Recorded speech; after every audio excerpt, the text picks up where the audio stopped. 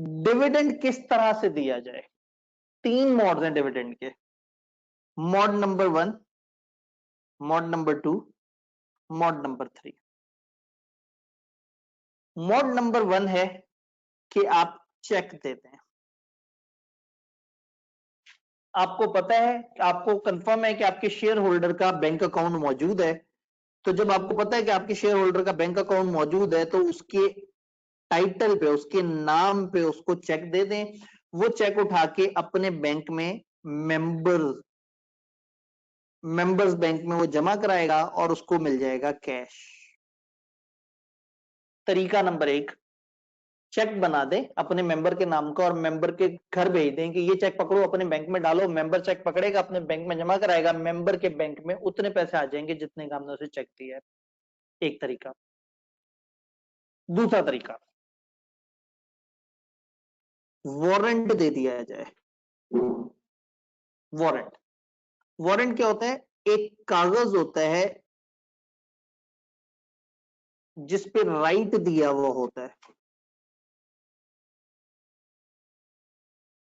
ऐसा नहीं होता कि किसी दिन आपके घर डाकिया बेल बजाए, आप दरवाजा खोलें, डाकिया कहे लो जी आपका डिविडेंड आया है, आपको एक पैकेट दे, आप पैकेट खोले, अंदर से नोटू और जनाब सिक्के और पता नहीं क्या क्या निकल रहा है। ऐसा नहीं है, कैश ट्रेवल नहीं करता।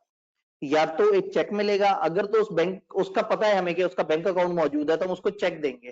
तो वो तमाम लोग जिनका बैंक अकाउंट होता है, उनको चेक मिलता है, वो चेक उठा के बैंक में जमा करा दें और उनके पास पैसे आ गए।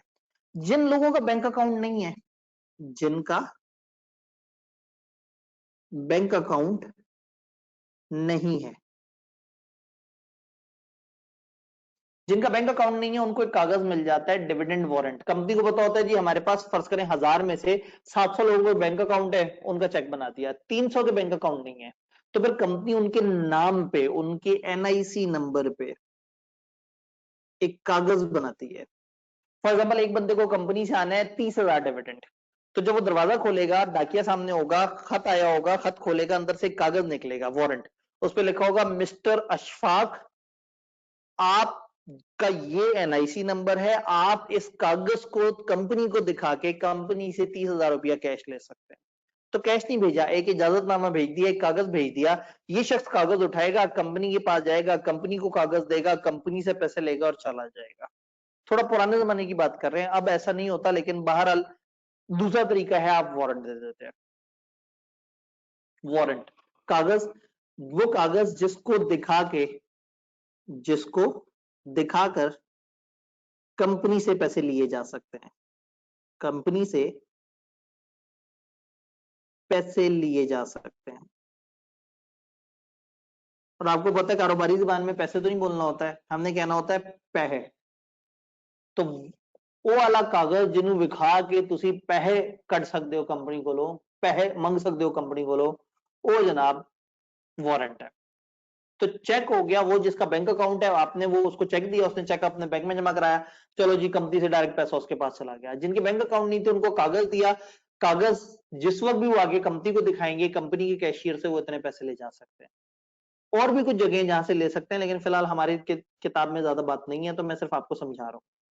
तीसरा तरीका, जो बहुत ही सियानी कंपनी है, जिनका अपना ऑनलाइन बैंकिंग बनी हुई हो और जहां जो कस्टमर्स है उनके भी अपने बैंक अकाउंट हैं, तो तीसरा तरीका ये है कि इलेक्ट्रॉनिक मोड।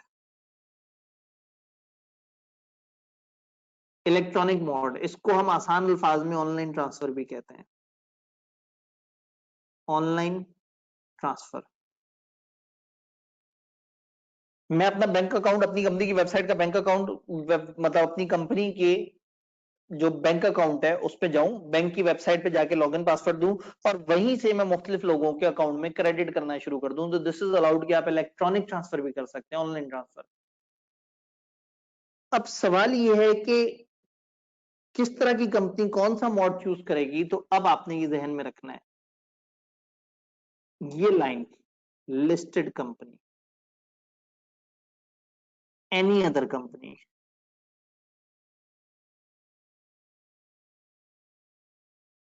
तो जहन में रहे कि लिस्टेड कंपनी के पास सिर्फ एक ऑप्शन है, सिर्फ एक option, only one option for listed.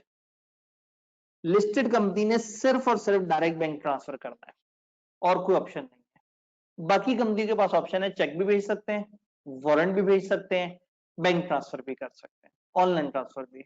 But listed company के पास सिर्फ ये ऑप्शन है और बाकियों में तीनों ऑप्शन मौजूद है। तो again dividend can be paid at the order of share holder through cheque या वारंट या इलेक्ट्रॉनिक मोड। ये है ऑल कंपनीज के लिए।